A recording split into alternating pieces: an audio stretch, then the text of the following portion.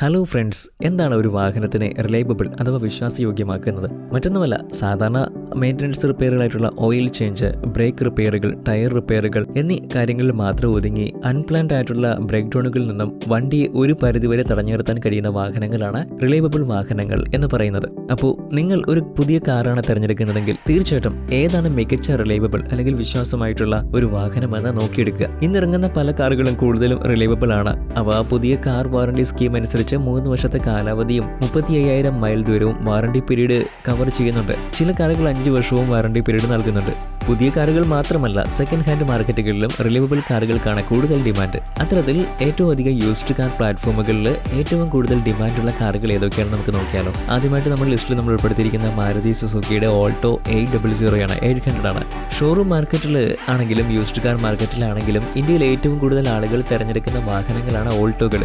ഓൾട്ടോയുടെ ഏത് ജനറേഷൻ വാഹനങ്ങളെയും നമുക്ക് പൂർണ്ണമായിട്ടും വിശ്വസിക്കാൻ സാധിക്കുന്നതാണ്. ഒരുപക്ഷെ പലരും ഇപ്പോഴും ആദ്യമായിട്ട് വാഹനം ഓടിച്ച് പഠിക്കാനും മറ്റും തിരഞ്ഞെടുക്കുന്ന കാർ ഓൾട്ടോകൾ തന്നെ ആയിരിക്കും. ഇവയുടെ ഏറ്റവും വലിയ പ്രത്യേകത എന്ന് പറയുന്നത് കുറഞ്ഞ വിലയിൽ നമുക്ക് ഇത് സ്വന്തമാക്കാൻ സാധിക്കും. കൊടുക്കുന്ന വിലയ്ക്ക് മുതലാവുന്ന തരത്തിലുള്ള യാത്രാ സൗകര്യങ്ങളും ഫീച്ചേഴ്സും ഇവ നമുക്ക് നൽകുന്നുണ്ട്. മികച്ച റിലയബിൾ കാറായിട്ടുള്ള ഓൾട്ടോകൾ ഒരു പരിധി വരെ നമ്മളെ വഴിയിൽപ്പെടുത്താതെ ഇരിക്കും. അതുപോലെ വണ്ടി വാങ്ങുമ്പോൾ നമ്മുടെ ബഡ്ജറ്റിനെ സേവ് ചെയ്യുന്ന പോലെ അതിനുശേഷം ആ കാര്യത്തിൽ വിട്ടുവീഴ്ചകളൊന്നും ചെയ്യുന്നില്ല. പെട്രോളിന്റെ വില ഉയർന്നു നിൽക്കുന്ന സാഹചര്യത്തിൽ കൂടുതൽ മൈലേജ് നൽകുന്ന ഈ കാറുകൾ സർവീസ് കോസ്റ്റും സർവീസ് പോയിന്റുകളുടെ അവൈലബിലിറ്റിയും പാർട്സ് അവൈലബിലിറ്റിയും എല്ലാം പരിഗണിക്കുമ്പോൾ ഏതൊരാൾക്കും പൂർണ്ണമായിട്ടും വിശ്വസിച്ചെടുക്കാൻ കഴിയുന്ന വാഹനമാണ്. പുതിയ ജനറേഷൻ വണ്ടികളും പഴയ ജനറേഷൻ വണ്ടികളും ഒരേപോലെ ഡിമാൻഡുള്ള വാഹനങ്ങളിൽ ഏറ്റവും മുന്നിൽ തന്നെയാണ് ഓൾട്ടോകൾ. നമ്മളിപ്പോൾ സംസാരിച്ചത് ഒരു ഹാഷ് ബാക്ക് മോഡലിനെ കുറിച്ചാണ്. ഇനി നമുക്ക് റിലയബിൾ ആയിട്ടുള്ള സെഡാൻ മോഡലിനെ കുറിച്ച് പരിചയപ്പെട്ടാലോ. ഇന്ത്യയിൽ കൂടുതൽ വർഷം വിജയകരമായിട്ട് മുന്നോട്ട് പോകുക എന്നുള്ളത് ഒരു സെഡാൻ മോഡൽ കാറിനെ സംബന്ധിച്ച് വലിയ കാര്യമാണ്. കൂടെ മത്സരിച്ച പല സെഡാനുകളും എന്നേക്കുമായി ഓട്ടം നിലച്ചപ്പോഴും ഇവിടുത്തെ കസ്റ്റമേഴ്സിന്റെ വിശ്വാസം നഷ്ടപ്പെടാതെ വിൽപ്പനയിൽ ഇപ്പോഴും മുന്നിട്ട് നിൽക്കുന്ന ഒരു കാറാണ് ഹോണ്ട സിറ്റി എന്ന് പറയുന്നത്. 20 വർഷത്തിന് മുകളിലായിട്ട് ഹോണ്ട സിറ്റി ഈ മാർക്കറ്റിലേക്ക് കടന്നു വന്നിട്ട് ഇതിനിടയിൽ അവയുടെ നിരവധി ജനറേഷനുകൾ പുറത്തിറങ്ങി. ഇപ്പോഴും വളരെ വിജയകരമായിട്ട് മുന്നോട്ട് പോകുന്ന ലുക്കിലും പെർഫോമൻസിലും ഒരു ക്ലാസിക് സ്റ്റാൻഡേർഡ് കീപ്പ് ചെയ്യുന്ന ഹോണ്ട സിറ്റിയുടെ മോഡലുകൾ വളരെയധികം റിലയബിൾ ആയിട്ടുള്ള ഒരു കാറാണ്. അവയുടെ ഏറ്റവും വലിയ പ്രത്യേകതയാണ് വളരെയധികം ഈടി നിൽക്കുന്നതും മികച്ചതുമായ എഞ്ചിൻ പവർ ട്രെയിനുകളും അവ എല്ലാ കാലത്തും നൽകുന്ന മികച്ച പെർഫോമൻസും. യൂസ്ഡ് കാർ മാർക്കറ്റിലും സിറ്റികൾ കൂടുതൽ ഡിമാൻഡുള്ള വാഹനമാണ്. ഒരു വാഹനം തിരഞ്ഞെടുക്കുമ്പോൾ ശ്രദ്ധിക്കേണ്ട budget, durability, reliability, cost of ownership തുടങ്ങിയ കാര്യങ്ങൾക്കൊപ്പം മികച്ച റീസെയിൽ വാല്യൂവും സർവീസ് പോയിന്റ് അവൈലബിലിറ്റിയും എല്ലാം ഹോണ്ട സിറ്റികൾ അവയെ തിരഞ്ഞെടുക്കുന്ന കസ്റ്റമേഴ്സിന് ഉറപ്പ് നൽകുന്നു. ഒരു ഹോണ്ട സിറ്റി കാർ വാങ്ങുമ്പോൾ യാത്രാ സൗകര്യങ്ങൾക്കൊപ്പം പിന്നീട് എപ്പോഴെങ്കിലും കൈമാറുമ്പോൾ അവ മികച്ച കണ്ടീഷനിലാണെങ്കിൽ അത്യാവശ്യം ഉയർന്ന എമൗണ്ട് നമുക്ക് ഈ വാഹനം നൽകും. സെഡാൻ സെഗ്മെന്റിലെ ഉയർന്ന വിൽപ്പന നടത്തുന്ന സിറ്റിക്കൊപ്പം കട്ടയ്ക്ക് പിടിച്ചു നിൽക്കുന്ന മോഡലാണ് ഹുണ്ടായുടെ വേണകൾ. ഏറ്റവും കുറവ് കംപ്ലൈന്റുകൾ മാത്രം രജിസ്റ്റർ ചെയ്ത് നോർമൽ മെയിൻ്റനൻസിനും ഓയിൽ ചേഞ്ചിനും മാത്രം കസ്റ്റമേഴ്സിനെ അല്ലാത്ത അൺപ്ലാൻഡ് ആയിട്ടുള്ള റിപ്പയറുകളിൽ നിന്നും കസ്റ്റമേഴ്സിനെ കാത്തുരക്ഷിക്കുന്ന വേണകൾ വളരെയധികം റിലയബിൾ ആയിട്ടുള്ള സെഗ്മെന്റിലെ മികച്ച ഒരു വാഹനമാണ്. രാജ്യത്തെ രണ്ടാമത്തെ ഏറ്റവും വലിയ ഓട്ടോമൊബൈൽ മാനുഫാക്ചറിംഗ് കമ്പനിയായ ഹോണ്ടയുടെ മോഡലായതുകൊണ്ട് തന്നെ വളരെയധികം കസ്റ്റമർ സപ്പോർട്ട് ഈ വാഹനത്തിനുണ്ട്. അതുകൊണ്ട് തന്നെ മികച്ച റീസെയിൽ വാല്യൂവും യൂസ്ഡ് കാർ മാർക്കറ്റിൽ വളരെ മികച്ച ഡിമാൻഡും ഈ വാഹനത്തിനുണ്ട്. അഫോർഡബിൾ സെഡാൻ മോഡലുകളിൽ ഏറ്റവും മികച്ച ഡ്യൂറബിലിറ്റിയും ഈ വാഹനത്തിന് അവകാശപ്പെടാൻ സാധിക്കും. അടുത്തത് ജീപ്പിന്റെ കോമ്പസ് ആണ്.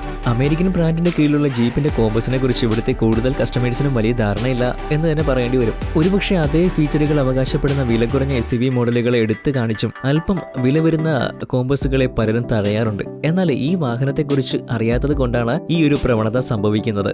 ശരിക്കും ഇതേ സെഗ്മെന്റിൽപ്പെട്ട മറ്റു വാഹനങ്ങൾ അവകാശപ്പെടുന്ന ഓഫ് റോഡർ പട്ടം ശരിക്കും എന്താണെന്ന് അറിയണമെങ്കിൽ കോമ്പസുകളെ ഒരു തവണയെങ്കിലും ഓഫ് റോഡിങ്ങിനായിട്ട് ഉപയോഗിച്ച് നോക്കണം. യൂസ്ഡ് കാർ മാർക്കറ്റിലെ ഏറ്റവും പ്രീമിയം മോഡൽ എന്ന് നമുക്ക് വിശേഷിപ്പിക്കാൻ പറ്റും ഈ വാഹനത്തിനെ. നിരവധി പേർ ഇത്തരം പ്ലാറ്റ്ഫോമിൽ നിന്നും ഈ അടുത്ത കാലത്ത് കൂടുതലായിട്ടും സ്വന്തമാക്കുന്നത് കാണാൻ സാധിക്കും. ഡീസൽ, പെട്രോൾ എന്നീ വേരിയന്റുകളിൽ പുറത്തിറങ്ങുന്ന കോമ്പസുകൾ ശക്തമായിട്ടുള്ള ഡ്യൂറബിലിറ്റിക്കൊപ്പം വളരെ മികച്ച റിലയബിലിറ്റിയും നൽകുന്നുണ്ട്. ഒരുപക്ഷെ ഈ വാഹനം പുതിയതിനെ തിരഞ്ഞെടുക്കുന്നതിൽ നിന്നും ആളുകളെ പിന്തിരിപ്പിക്കുന്ന ഘടകം ഒന്നാമത് അതിന്റെ വിലയും കസ്റ്റമർ സപ്പോർട്ടിനെ കുറിച്ചുള്ള ആകുലതകളുമാണ്. എന്നാൽ ഒരുപക്ഷെ നിങ്ങൾക്ക് ഒരു ഓപ്ഷൻ ഉണ്ടെങ്കിൽ വില കുറഞ്ഞ പല SUV മോഡലും തിരഞ്ഞെടുക്കുന്നതിന് പകരം കോമ്പസിന്റെ മികച്ച കണ്ടീഷനുള്ള യൂസ്ഡ് ടൈപ്പ് തിരഞ്ഞെടുക്കാൻ ശ്രമിക്കുക. നമ്മുടെ ഒരു പ്രധാന പ്രശ്നമാണ് നമ്മൾ ഏത് കാർ തിരഞ്ഞെടുക്കുമ്പോഴും അത് പുതിയതും വില കുറഞ്ഞതുമായിരിക്കണമെന്നുള്ളത്. പക്ഷേ ഇത്തരത്തിൽ തിരഞ്ഞെടുക്കുന്ന പല വസ്തുക്കളും പിന്നീട് നമ്മൾ കഷ്ടപ്പെട്ട് ഇഷ്ടപ്പെടേണ്ട അവസ്ഥ വരുത്തും. കാശ് മുടക്കിയതല്ലേ എന്ന് കരുതി അവ നമുക്ക് നൽകുന്ന ബുദ്ധിമുട്ടുകളെ മറച്ചു പിടിക്കാൻ ശ്രമിക്കും. എന്നാൽ മറ്റുള്ളവരോട് പറയുമ്പോൾ മികച്ചതെന്ന് തന്നെ തട്ടിവിടുകയും ചെയ്യും. എന്നാൽ ഇത് നമ്മുടെ മനസാക്ഷിയെ തന്നെ വഞ്ചിക്കുന്നതിന് തുല്യമാണ്. ഒരുപക്ഷെ ചില കാര്യങ്ങളിലെ പരമ്പരാഗത രീതികളെ ഒന്ന് മാറ്റിപ്പിടിച്ചാൽ നമുക്ക് യഥാർത്ഥത്തിലുള്ള സന്തോഷം കണ്ടെത്താൻ സാധിക്കും. അടുത്ത നമ്മുടെ ലിസ്റ്റിലുള്ള വണ്ടി ടൊയോട്ടയുടെ ഇന്നോവ ക്രിസ്റ്റയാണ്. പുതിയതാണെങ്കിലും പഴയതാണെങ്കിലും ആളുകളുടെ ഇഷ്ടപ്പെട്ട മോഡലാണിത്. ഈ ഇഷ്ടത്തിന് കാരണം ഒരിക്കലും ഈ വാഹനം അങ്ങനെ ഒന്നും വഴിയിൽ കിടത്തത്തില്ല എന്ന വിശ്വാസം കൂടുതൽ പേർക്കും ഇതിനോടകം തന്നെ മനസ്സിലായതുകൊണ്ട് മാത്രമാണ്. ഒരു സമ്പൂർണ്ണ ഫാമിലി വാഹനമായിട്ടുള്ള ഈ MPVകൾ ലക്ഷം കിലോമീറ്ററുകൾ കഴിഞ്ഞാലും അവയുടെ റണ്ണിംഗ് സ്മൂത്ത്നെസ്സിൽ യാതൊരുവിധ കോംപ്രമൈസും ചെയ്യുന്നില്ല. ടൊയോട്ടയുടെ എല്ലാ ബ്രാൻഡുകളുടെയും പ്രത്യേകതയാണ് അവയുടെ റിലയബിലിറ്റിയും റീസെയിൽ വാല്യൂവും. ഇവയെല്ലാം തന്നെ ഭാവിയിലേക്കുള്ള ഒരു അസറ്റായി കൂടി പരിഗണിക്കാൻ കഴിയും. എപ്പോൾ വിറ്റാലും മാന്യമായിട്ടുള്ള തുക ഇവയിൽ നമുക്ക് ലഭിക്കും. സെഗ്മെന്റിലെ മറ്റു വാഹനങ്ങളെ പരിഗണിക്കുമ്പോൾ ടൊയോട്ടയ്ക്ക് അല്പം വില കൂടുതലാണെങ്കിലും ബഡ്ജറ്റ് ഉണ്ടെങ്കിൽ തീർച്ചയായിട്ടും തിരഞ്ഞെടുക്കുക. അടുത്തത് ടാറ്റയുടെ നെക്സോൺ ആണ് നിലവിൽ ഇന്ത്യയിൽ ഏറ്റവും അധികം ആളുകൾ ചർച്ച ചെയ്യപ്പെടുന്ന വാഹനം. പുറത്തിറങ്ങിയിട്ട് അധികം ആയില്ലെങ്കിലും ഇതിനോടകം നിരവധി നേട്ടങ്ങൾ ഈ ഒരു മോഡൽ സ്വന്തമാക്കിയിട്ടുണ്ട്. മുമ്പത്തെ നമ്മുടെ പല വീഡിയോകളിലും നെക്സോണുകളെ കുറിച്ച് നമ്മൾ സംസാരിച്ചിട്ടുണ്ട്. അഫോർഡബിൾ പ്രൈസിൽ പെർഫോമൻസിലും സേഫ്റ്റിയിലും റിലയബിലിറ്റിയിലും മുന്നിട്ട് നിൽക്കുന്ന ഇവ ഇന്ത്യൻ കസ്റ്റമേഴ്സിനായി ഇന്ത്യയിൽ നിർമ്മിച്ച ഒരു വാഹനമാണ്. ഇതിനോടകം യൂസ്ഡ് കാർ മാർക്കറ്റിലേക്കും എൻട്രി നടത്തിയ ഇവ മുഖ്യ വിപണിയിൽ എന്ന പോലെ ഈ പ്ലാറ്റ്ഫോമുകളിലും വളരെയധികം മുന്നിട്ട് നിൽക്കുന്നു. നെക്സ്റ്റ് മാരുതി സുസുക്കിയുടെ സ്വിഫ്റ്റ് ആണ്. ഓൾട്ടോകൾ തിരഞ്ഞെടുക്കുന്നത് പലപ്പോഴും ബിഗിനേഴ്സും ഇന്നോവ തിരഞ്ഞെടുക്കുന്നത് ഫാമിലീസും ആണെങ്കിൽ ഈ രണ്ട് കൂട്ടരും യൂസ്ഡ് കാർ മാർക്കറ്റിൽ നിന്നും കൂടുതൽ തിരഞ്ഞെടുക്കുന്നത് സ്വിഫ്റ്റുകൾ തന്നെയാണ്. ഇത്തരം യൂസ്ഡ് പ്ലാറ്റ്ഫോമിലെ ഹാഷ് ബാക്ക് സെഗ്മെന്റിലെ കിങ് എന്ന് വിശേഷിപ്പിക്കാനാവും സ്വിഫ്റ്റിനെ. കുറഞ്ഞ പർച്ചേസ് വിലയും കോസ്റ്റ് ഓഫ് ഓണർഷിപ്പിലും റിലയബിലിറ്റിയിലും മുന്നിട്ട് നിൽക്കുന്ന ഇവ വളരെയധികം സ്റ്റൈലിഷ് ആയ കാറുകളാണ്. ഇന്ത്യയിൽ 1.5 പതിറ്റാണ്ടുകളായിട്ട് പുറത്തിറങ്ങുന്ന സ്വിഫ്റ്റുകൾ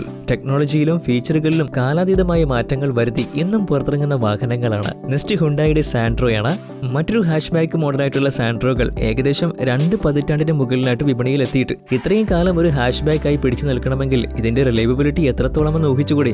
എൻട്രി ലെവൽ കാറുകളായി യൂസ്ഡ് കാർ മാർക്കറ്റിലും ആവശ്യക്കാർ ഏറെയുള്ള ഈ മോഡലിന് പെട്രോൾ ഓപ്ഷന് പുറമെ CNG ഓപ്ഷനും ഹുണ്ടായി പുറത്തിറക്കുന്നുണ്ട്. ഹുണ്ടായി എഞ്ചിൻ ആയതുകൊണ്ട് തന്നെ ആ ഒരു ഏരിയയിൽ നിന്ന് വരുന്ന ടെൻഷനുകളൊന്നും തന്നെ അധികം വരാത്ത സാൻട്രോകൾ കുറഞ്ഞ വിലയ്ക്കൊപ്പം മികച്ച ഫ്യൂവൽ എഫിഷ്യൻസിയും കുറഞ്ഞ പരിപാലന ചെലവും മികച്ച കസ്റ്റമർ സപ്പോർട്ടുമുള്ള വാഹനം കൂടിയാണ്. മുകളിൽ പറഞ്ഞ പല വാഹനങ്ങളുടെയും മറ്റ് സ്പെസിഫിക്കേഷനുകൾ എടുത്തു പറയാത്തത് മുൻപുള്ള വീഡിയോകളിൽ അവയെക്കുറിച്ച് കൂടുതലായിട്ട് പറഞ്ഞിട്ടുള്ളത് കൊണ്ട് മാത്രമാണ്. ഈ ലിസ്റ്റിൽ ഒരുപാട് കാറുകൾ ഇനിയും ഉള്ളത് കൊണ്ട് പരമാവധി സമയത്തിൽ ഈ വീഡിയോ ചെയ്യാൻ വേണ്ടിയാണ് അവയെ ഒഴിവാക്കിയത്. തീർച്ചയായിട്ടും ഞങ്ങൾ മുൻപ് ചെയ്തിട്ടുള്ള മറ്റു വീഡിയോകൾ കണ്ടാൽ ഇവയെക്കുറിച്ചുള്ള ഈ കാര്യങ്ങൾ നിങ്ങൾക്ക് മനസ്സിലാകും. ഇനി നമ്മൾ പറയാൻ പോകുന്ന വാഹന യൂസ്ഡ് കാർ പ്ലാറ്റ്ഫോമുകളിൽ അധികം കാണാത്തതും എന്നാൽ വന്നു കഴിഞ്ഞാൽ ചൂടപ്പം പോലെ വിറ്റുപോകുന്ന ഒരു മോഡലിനെ കുറിച്ചാണ്. To be continued.